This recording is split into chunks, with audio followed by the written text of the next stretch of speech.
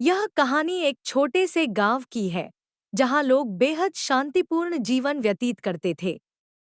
गांव के पास ही एक पुराना पेड़ था जिसे लोग भूतिया पेड़ के नाम से जानते थे। माना जाता था कि उस पेड़ पर एक बूढ़ी औरत की आत्मा रहती है जिसने वर्षों पहले वहीं आत्महत्या कर ली थी। गांव के बच्चे उस पेड़ के पास जाने से डरते थे और बड़ों ने उन्हें सख्त हिदायत दी थी कि वे कभी उस पेड़ के पास न जाएं। लेकिन गांव के तीन दोस्तों राजू, मोहन और संदीप को इन बातों पर विश्वास नहीं था।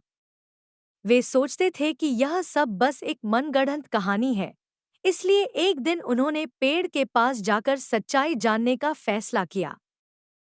रात के समय जब पूरा गांव सो रहा था, तीनों दोस्त उस पेड़ के पास पहुंचे। जैसे ही उन्होंने पेड़ के नीचे पैर रखा, अचानक हवा में ठंडक आ गई और चारों तरफ अजीब सी आवाजें आने लगी। तीनों दोस्तों ने देखा कि पेड़ के ऊपर से एक सफेद साया धीरे धीरे उनकी ओर बढ़ रहा है।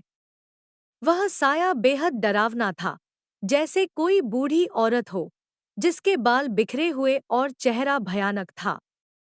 राजू, मोहन और संदीप बुरी तरह से डर गए और पेड़ के पास से भागने लगे। लेकिन वह साया उनका पीछा करता रहा।